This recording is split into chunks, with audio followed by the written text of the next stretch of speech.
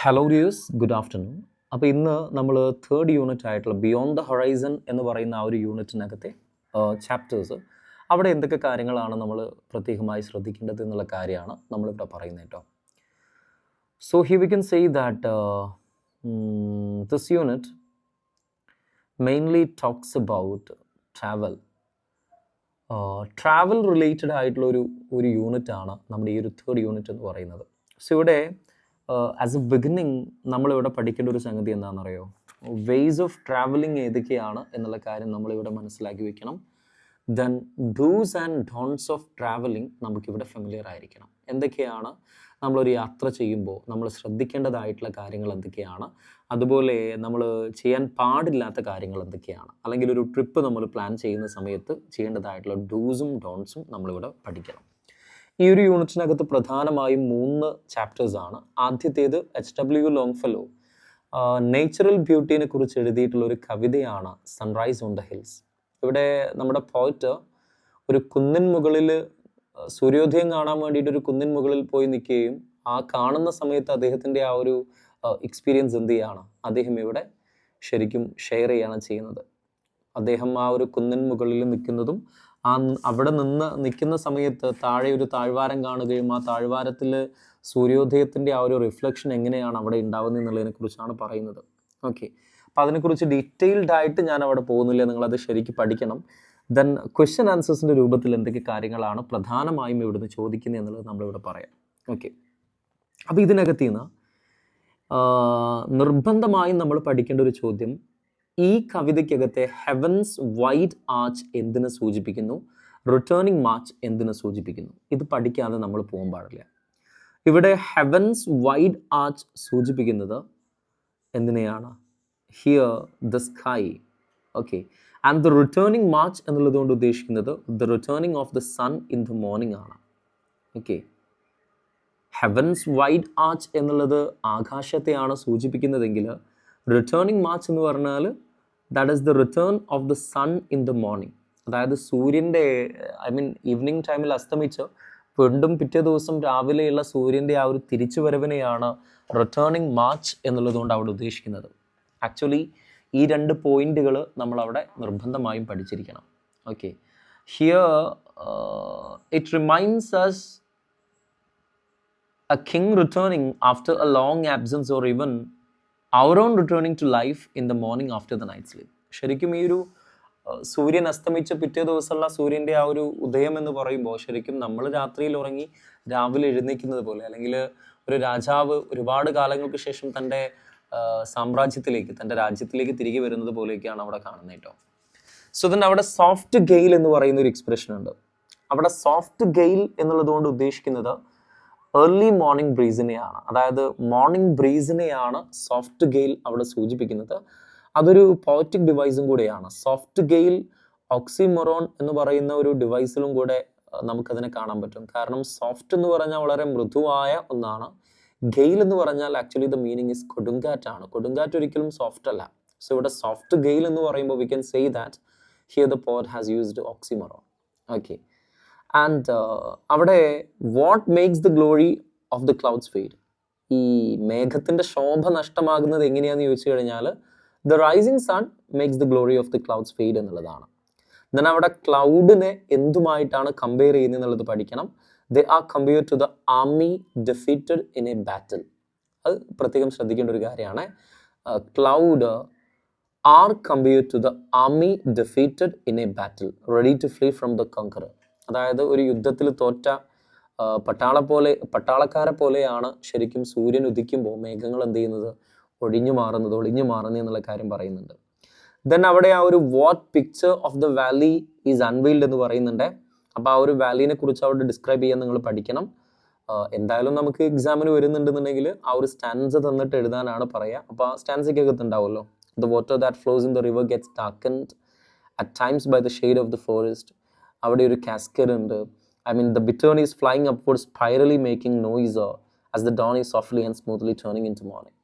Okay, അപ്പോൾ ആ കാര്യങ്ങൾ അവിടെ പഠിക്കുക. ദെൻ ഈ കവിതയ്ക്കകത്ത് നിർബന്ധമായി നമ്മൾ പഠിച്ചിരിക്കേണ്ട മെസ്സേജ് ഉണ്ട് കേട്ടോ. What is the message of the poem? ഇവിടെ HW ലോങ്ഫെല്ലോ ഒരു സന്ദേശത്തോടു കൂടിയാണ് ഈ ഒരു കവിത കൺക്ലൂഡ് ചെയ്യുന്നത്. ആ കവിതയ്ക്കകത്ത് അദ്ദേഹം അവസാനം പറയുന്ന കാര്യം, if you have any problems in your life, please go to woods and nature. It has the ability to cure all your sorrows. Simply അതാണ്. അതായത് ഏതെങ്കിലും രീതിയിലുള്ള മാനസികമോ ശാരീരികമോ ആയ പ്രശ്നങ്ങൾ നിങ്ങൾ അനുഭവിക്കുന്നുണ്ടെന്നുണ്ടെങ്കിൽ നിങ്ങൾ പ്രകൃതിയിലേക്ക് മടങ്ങുക, കാടുകളിലേക്കും മലകളിലേക്കും നിങ്ങൾ ചെല്ലുക. അവിടെ nature has the ability to cure all your sorrows. So here H.W. Longfellow says that nature is like a doctor.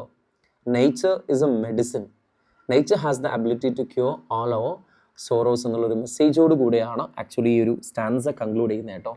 Then ഈ കവിതയ്ക്കകത്ത് imagery as a serious concern, visual images pick out ചെയ്യാൻ വേണ്ടിയിട്ട് അവിടെ നിന്ന് ചോദിക്കാറുണ്ട്. ഒരു വില്ലേജ് ഹോണിൻ്റെ സൗണ്ടൊക്കെ ഓഡിറ്ററി ഇമേജ് ആണ്, കിനസ്തെറ്റിക് ഇമേജ് ഉണ്ട്. അങ്ങനെ ഇമേജറി ഇവിടെ ഒരു സീരിയസ് കൺസേൺ ആണ്. ആ ഇമേജറി ശരിക്കും നിങ്ങളൊന്ന് പഠിക്കണം. ഓക്കെ, അപ്പോൾ അത്രയും കാര്യങ്ങൾ പ്രധാനമായിട്ടും എന്ത് ചെയ്യുക, ഈ ഒരു കവിതയ്ക്കകത്ത് പഠിച്ചു വെക്കേണ്ടത്. ഈ ഒരു കവിതയുടെ മ്യൂസിക്കൽ ക്വാളിറ്റി ഇടയ്ക്ക് ചോദിക്കുന്നൊരു ചോദ്യമാണ്. മ്യൂസിക്കൽ ക്വാളിറ്റിയും കൂടെ ഇവിടെ പ്രത്യേകം ശ്രദ്ധിക്കണം. The poem is highly musical. Sunrise on the hills എന്ന് പറയുന്ന കവിത ഹൈലി മ്യൂസിക്കലാണ്. അവിടെ റൈമിങ് കപ്ലെറ്റ്സ് നമുക്ക് അവിടെ കാണാൻ പറ്റുന്നുണ്ട്. Then it has A fine rhythm. Then the poet has used alliteration in the poem. Then there are a lot of poetic devices used by the poet in this poem.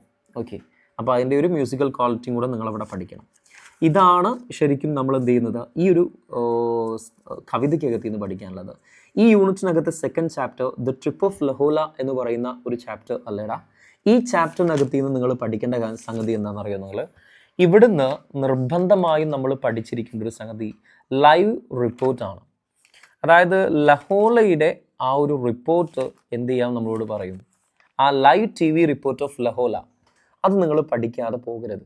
അതായത് നമ്മൾ ഏതെങ്കിലും ഒരു ചാനലിൻ്റെ ഒരു റിപ്പോർട്ടറാണെന്ന് കരുതുക, നമ്മൾ എന്ത് ചെയ്യുകയാണ്, ലൈവായിട്ട് ലഹോളയുടെ ലാൻഡിങ്ങും അതുപോലെ തന്നെ അതിൻ്റെ ആ ഒരു ലോഞ്ചിങ്ങും അതിൻ്റെ ആ ഒരു ടേക്ക് ഓഫും എന്ത് ചെയ്യാൻ പറയാം, നമ്മളോട് റിപ്പോർട്ട് ചെയ്യാൻ വേണ്ടിയിട്ട് പറയാം. നിങ്ങളത് പ്രാക്ടീസ് ചെയ്തിട്ടുണ്ടാവുമെന്നാണ് ഞാൻ കരുതുന്നത് കേട്ടോ. അത് പഠിക്കാതെ പോകരുത്. That is a serious concern. Okay, then ഇതല്ലാതെ dos and don'ts of travelling, ഇതൊരു കോമൺ ക്വസ്റ്റ്യൻ ആയിട്ട് വരുന്ന ഒന്നാണ്. നമ്മളൊരു ട്രിപ്പ് പ്ലാൻ ചെയ്യുന്ന സമയത്ത് നമ്മൾ ചെയ്യേണ്ടതായിട്ടുള്ള കുറച്ച് കാര്യങ്ങളുണ്ട്. For example, take a first aid kit. നമുക്കൊരു ഫസ്റ്റ് എയ്ഡ് കിറ്റ് എടുക്കുക. വെയർ അപ്രോപ്രിയേറ്റ് ക്ലോത്ത്സ്, അപ്രോപ്രിയേറ്റ് ആയിട്ടുള്ള ക്ലോത്ത്സ് ധരിക്കുക. വെയർ പ്രോപ്പർ ഷൂസ്, പ്രോപ്പർ ആയിട്ടുള്ള ഷൂസ് ധരിക്കുക. Ensure you have some drinking water. നമ്മളൊരു യാത്ര തിരിക്കുമ്പോൾ മതിയായ ഡ്രിങ്കിങ് വാട്ടർ നമ്മുടെ കയ്യിലുണ്ട് എന്നുള്ളത് നമ്മൾ ഉറപ്പുവരുത്തണം. കീപ്പ് എനഫ് മണി, മതിയായ പണം നമ്മൾ സൂക്ഷിക്കണം. And if you are going abroad, ensure that we have passport and visa with you. നമ്മൾ വിദേശത്തേക്കാണ് പോകുന്നതെന്നുണ്ടെങ്കിൽ പാസ്പോർട്ടും വിസയും ഒക്കെ കയ്യിലുണ്ടെന്ന് കരുതണം. ദെൻ അതൊക്കെ ഡൂസ് ആണ്. ഡോൺസ്, നമ്മൾ ട്രാവലിൻ്റെ സമയത്ത് ശ്രദ്ധിക്കേണ്ട dawns, don't carry expensive things. Expensive things നമ്മൾ കൊണ്ടുപോകാൻ പാടില്ല. ഓർണമെന്റ്സ്, ഗോൾഡൊന്നും നമ്മൾ എന്ത് ചെയ്യാൻ പാടില്ല, കൊണ്ടുപോകാൻ പാടില്ല. Don't over eat before you start a trip. നമ്മൾ ട്രിപ്പ് സ്റ്റാർട്ട് ചെയ്യുന്നതിന് മുന്നേ ഭയങ്കരമായിട്ട് അമിതമായി ഭക്ഷണം കഴിക്കാൻ പാടില്ല. Don't carry too much luggage. നമ്മൾ വലിയൊരു ലഗേജും കൊണ്ട് നമ്മൾ എന്ത് ചെയ്യരുത്, ട്രാവൽ ചെയ്യാൻ ഒരുങ്ങരുത്.